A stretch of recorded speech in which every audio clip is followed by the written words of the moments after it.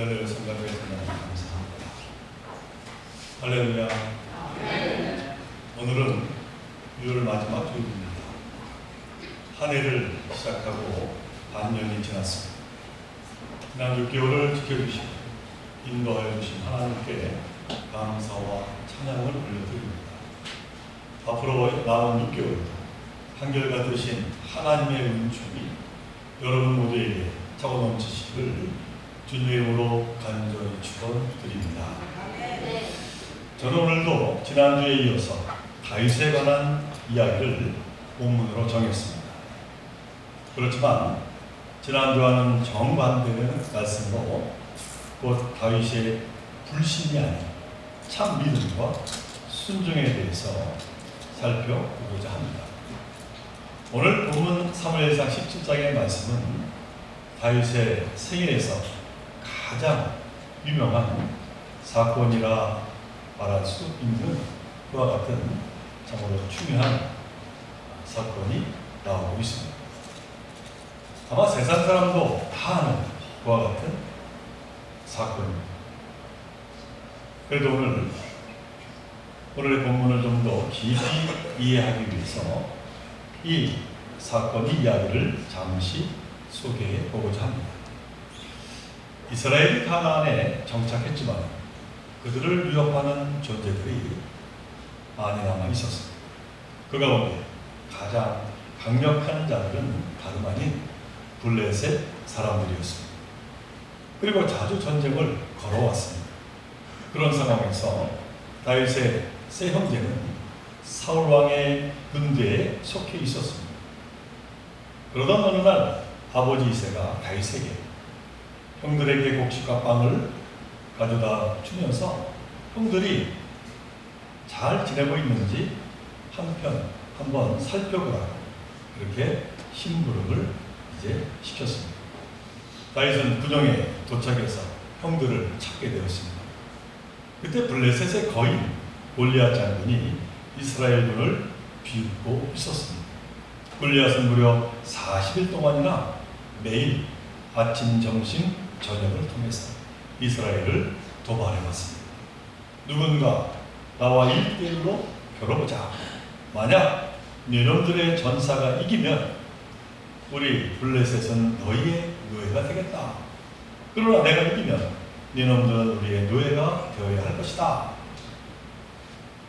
오늘 본문 바로 앞에 4절 이하에 보면 키가 무려 3m나 되었다고 그렇게 기록하고 있습니다. 그의 갑옷의 무게는 무려 60kg에 육박했고 창의 날의 무게도 7kg이나 되었다. 그렇게 기록을 하고 있습니다. 한마디로 이 골리앗은 어마어마한 거인이었던 것이죠. 그런 이스라엘군은 두려움에 떨며 사울 왕을 포함하여 그 누구도 맞서는 자가 없었습니다. 자, 그런데 형을 찾던 다윗의 눈에 선뜻 이 골리앗은 능히 자기가 이길 수 있을 것 같은 생각이 들었습니다. 그래서는 맞서 싸우겠다 그렇게 나서는 것이었습니다. 그러자 사울 왕은 너는 너무 소년이 골리앗은 어려서부터 용사였다라면서 말을 합니다. 이에 다윗이 대답합니다. 제가 양을 칠 때는 곰이나 사자로부터 양을 지켰습니다. 영원한 하나님의 군대에 대항하는 블레셋 군들에게 저는 반드시 이길 겁니다. 하나님이 지금까지 저를 도우셨던 것처럼 이번에도 도와주실 겁니다.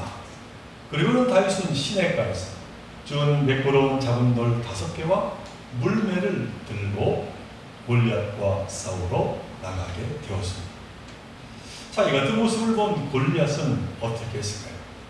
당연히 호흡을 치며 말합니다. 오늘 보면 바로 43절의 말씀입니다. 내가 나를 개로 여기고 막대기를 가지고 나에게 나왔느냐 하고 그의 신하들의 이름으로 다윗을 저주하고 또 다윗에게 이르되 내게로 오라. 내가 네 살을 공중의 새들과 들 짐승들에게 주리라. 이에 다윗이 골리앗을 향해 소리칩니다. 오늘 보면 45절의 말씀입니다.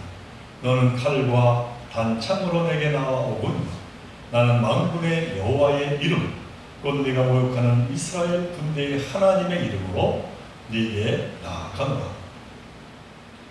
이 싸움의 결과가 어떻게 됩니까? 우리가 다 너무나 잘 알고 있습니다만 다윗은 이 거인 골리앗을 쓰러뜨립니다. 그리고는 이스라엘군은 대승을 거두게 되었다라고 하는 것이죠. 이 이야기는 하나님이 함께 하실 때 능치 못할 일이 없다라고 하는 믿음의 메시지를 전하고 있습니다. 정말 그렇습니다. 내 인생에 하나님이 함께 하신다면, 내 인생에 하나님이 개입하신다면 우리는 그 무엇이든 능히 감당할 수가 있습니다.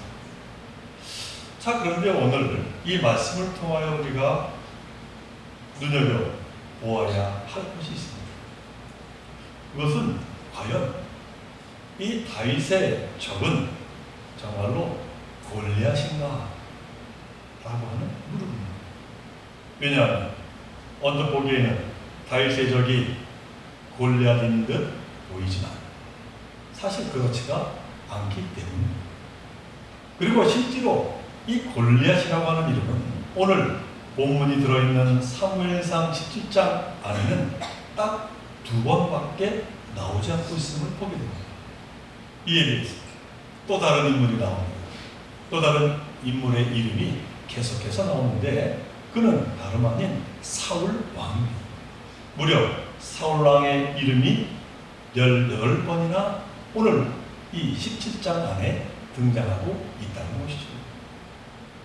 결국 오늘 본문이 말하고자 하는 주요 인물은 다윗과 골리앗이 아니라 다윗과 사울이라는 사실입니다. 오늘 본문이 들어있는 사무엘상 17장은 1절부터 58절까지 꽤 긴 그러한 장으로 되어 있습니다. 그리고 그 중에서 이처럼 전투를 묘사한 장면은 그 가운데 15절로 매우 짧게 나와 있습니다. 그러니까 골리앗은 겉으로 드러난 인물입니다. 오늘 본문이 이야기하고자 하는 그 중심의 인물은 다윗과 바로 사울 왕이라고 하는 사실입니다. 그리고 이 같은 사실은 오늘 본문 바로 앞장에 나와 있는 16장을 통해서 그 이유를 우리가 분명히 찾아볼 수 있습니다. 오늘 본문 17장 바로 16장을 보면은 너무나도 중요한 그와 같은 사건이 기록되고 있습니다. 그것은 다름 아니라 다윗이 사무엘로부터 기름 부음을 받은 왕으로 선택되는 장면입니다. 그러니까 이 다윗이 사울 왕을 대신하여서 이스라엘의 왕으로 세워졌다는 것이죠. 그리고 다윗이 이제 골리앗을 물리치자 사울이 죽인다는 천천히 다윗은 만만이로다 하면서 여인들이 다윗을 사울보다 더 크게 칭송했음을 말하고 있습니다. 결국 이러한 일련의 흐름을 볼 때 오늘 본문이 들어있는 사무엘상 17장이 강조하는 것은 왜 하나님은 다윗을 선택하셨는가? 그리고 하나님이 택한 다윗은 사울왕과 어떻게 다른가? 라고 하는 것을 말씀하고자 했다는 것이죠.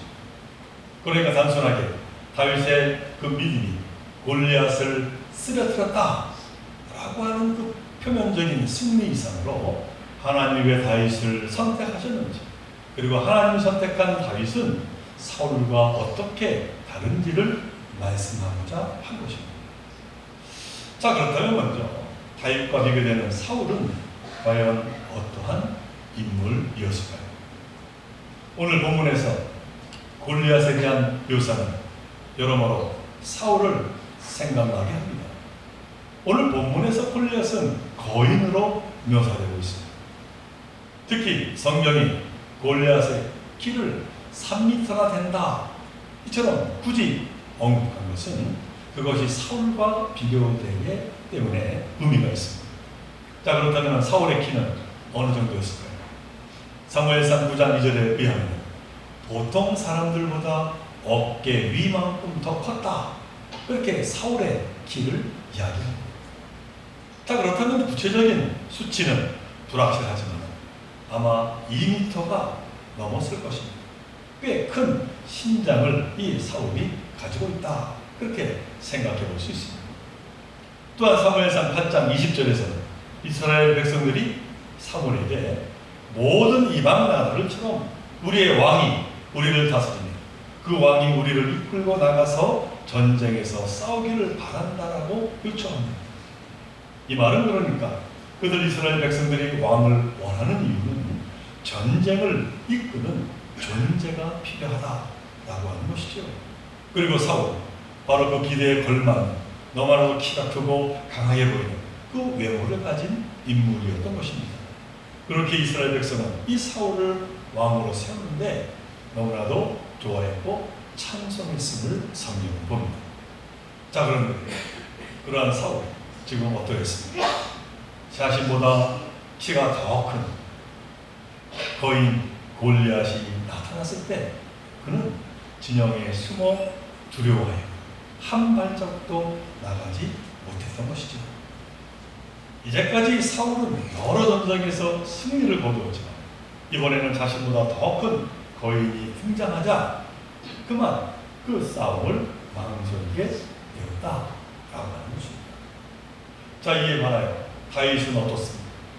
그는 엘리압으로부터 싸움 구해오는 것이냐, 양들은 누구한테 맡겨놓은 것이냐 하며 무시당하는 참으로 작은 합창을 존재로 그렇게 보여줍니다. 그러나 그렇게 하찮은 다윗이야말로 하나님이 선택한 자였으며 하나님의 선택이 결코 잘못되지 않았음을 그는 선수 증명하고 있음을 보게 되는 것이죠. 그리고 바로 이 시점에서 다윗과 비교되는 인물은 표면적으로는 골리앗이었지만 그러나 실제로는 이처럼 사울과 비교되고 있음을 우리에게 말씀하고 있는 겁니다. 또 다른 사울과의 비교점이 계속 이어서 나옵니다. 그것은 다름 아니라 사울의 갑옷에 관한 소설입니다. 오늘 본문 바로 앞에 나오는 사무엘상 17장 38절 이하에 보면 사울이 갑옷을 가지고 있었음을 알게 됩니다.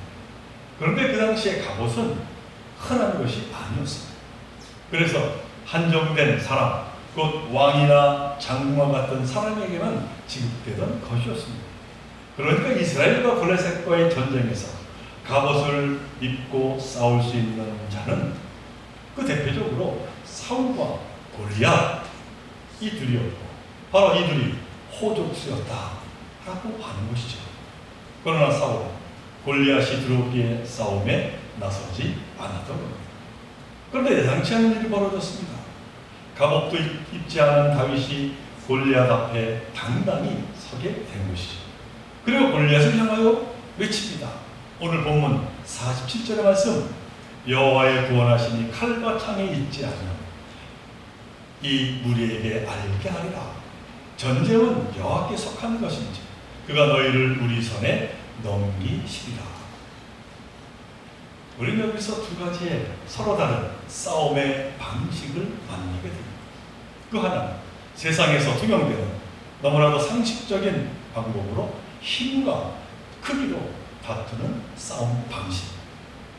그리고 또 하나는 완전히 다른 어찌 보면 비상식적인 싸움인데 곧 의지와 믿음으로 다투는 싸움의 방식입니다.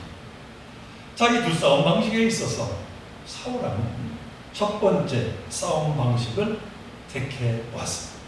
곧 힘과 크기로 적을 물리쳐야 한다. 그는 그렇게 생각을 한 것입니다. 그리고 그것이 다윗에게 자신의 갑옷을 입히는 것으로 드러납니다. 자, 그러자 다윗은 이 갑옷을 받고 입어보지만 그것이 너무나 무거워서 익숙하지 못하다는 그러한 이유로 거부합니다. 자, 그러나 다윗의 이 같은 거부는 그 의상의 의미가 담겨져 있었던 것이죠. 다윗의 싸움, 결코 어떠한 힘이나 크기의 싸움이 아니라 만군의 여호와의 하나님의 이름으로 나서 싸우는 그와 같은 성전이었기 때문입니다. 이스라엘 백성은 사울을 왕으로 선택했습니다. 그 이유 중 하나는 다른 나라들과 같이 되고 싶었기 때문입니다. 이 같은 백성들이 원했던 것은 당연한 바람이 있었습니다. 나라가 발전하기 위해서는 혈연을 중심으로 하는 작은 부족 국가가 아니라 강력한 군주제가 필요했기 때문입니다. 물론 하나님도 그 백성들의 마음을 너무나 잘 아시고 사울을 왕으로 인정하여 초대왕으로 세우게 하셨습니다. 자, 그럼 이에 따른 부작용이 일어나기 시작했습니다. 강력한 군주제를 지탱하기 위해서 사과 같이 싸우는 방식도 따라야만 했습니다. 그래서는 더 많은 군인과 더 많은 무기를 만들기 시작했습니다. 물론 백성들을 군인들로 세워 나갔습니다. 그러나 이 같은 방법은 분명한 한계를 가지고 있었다는 것이죠. 만약 힘에 크고 작음이나 많고 적음으로 싸운다면 그 결과는 너무나도 뻔하기 때문입니다. 상대가 나보다 크고 강하면, 더 많고 더 힘이 있으면 결코 승리할 수가 없게 되는 것이죠.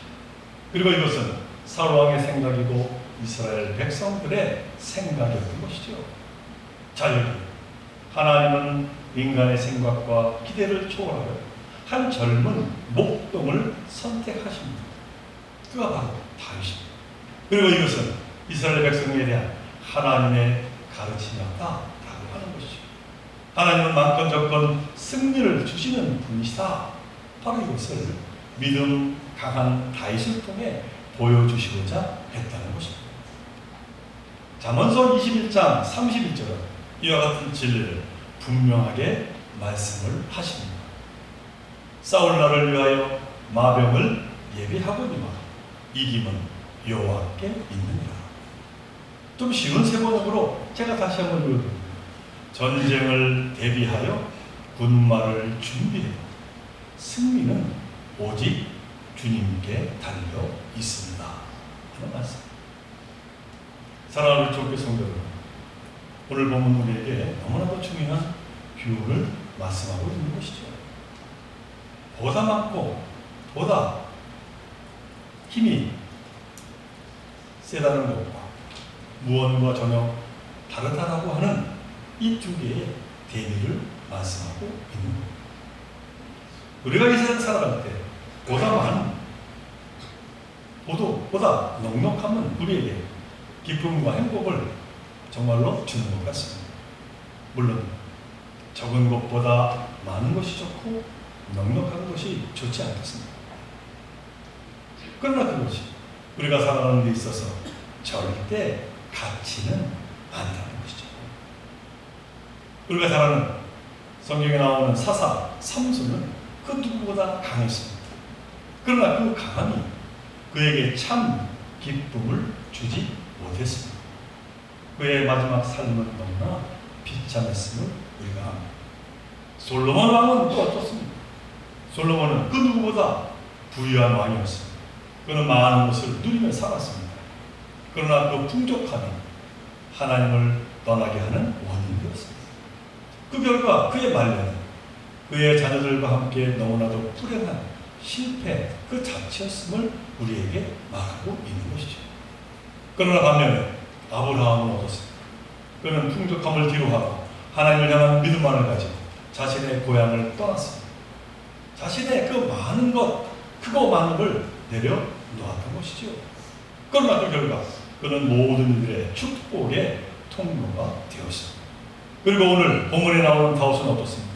크고 강한 것이 아니라 세상과는 전혀 다른 것을 택했습니다. 그리고 그는 골리앗을 쓰러뜨렸습니다. 사랑하는 우리 종교회 성도 여러분, 하나님이 우리를 부르신 것은 보다 많이 갖게 하심이 아니라 다른 존재가 되게 하기 위함임을 우리는 늘 잊지 말아야 할 것입니다. 만약 믿음의 목적이 숫자이고 크기였다면 우리 기독교는 수없이 생겼다가 사라져간 그 옛날 로마 시대의 이방 종교와 같은 처지가 되었습니다. 그들 종교는 하나같이 보다 많이, 더 크게, 더 강하게를 추구했고 그 결과 그보다 많고 그보다 강하고 그보다 큰 종교가 나타났을 때 그만 거기에 휩쓸려 사라지고 말았던 것이죠. 예수님은 마태복음 6장 27절 이하에서 우리에게 분명하게 말씀을 하십니다. 너희 중에 누가 염려함으로 끊기를 한 자나 더할 수 있느냐? 또 너희가 어찌 의복을 위하여 염려하느냐? 들의 대가파가 어떻게 자라는가 생각해보라. 수고도 아니하고 길쌈도 아니하느니라. 그러나 내가 너희에게 말하노니 솔로몬의 모든 영광으로도 입은 것이 이 꽃 하나만 갖지 못하였느니라.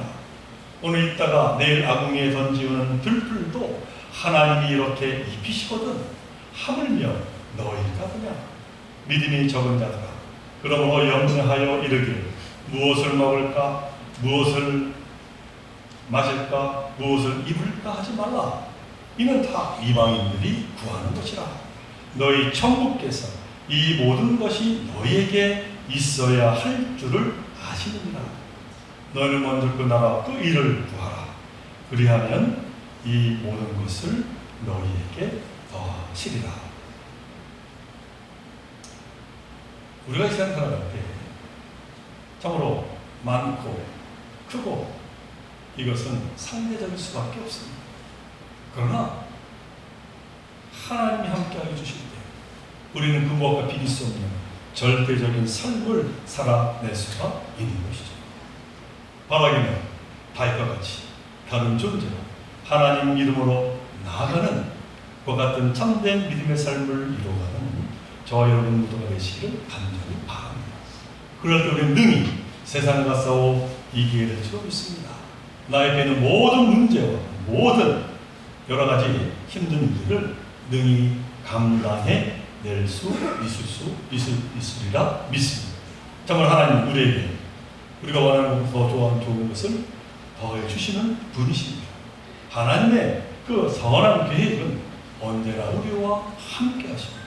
그러므로 바라보는데 언제나 하나님을 바라보며 다윗과 같이 하나님을 의지하며 날마다 소망의 삶을 이루어가는 저와 여러분 모두가 되시기를 주님의 이름으로 간절히 축원을 드립니다. 우리 함께 기도드립니다. 사랑하는 하나님, 저희도 너무나 부족하지만 그러나 다윗과 같은 믿음을 저희들에게 허락하여 주옵소서. 그리하여 어떤 어려움과 고난이 닥칠지라도 하나님이 함께 하심을 의심치 아니하며 하나님의 이름으로 힘차게 앞으로 나아가는 저희들 모두가 되게 하여 주옵소서. 이 모든 것 간절히 바라볼 때마다 우리 생명 되시는 예수님 이름으로 기도드리옵나이다.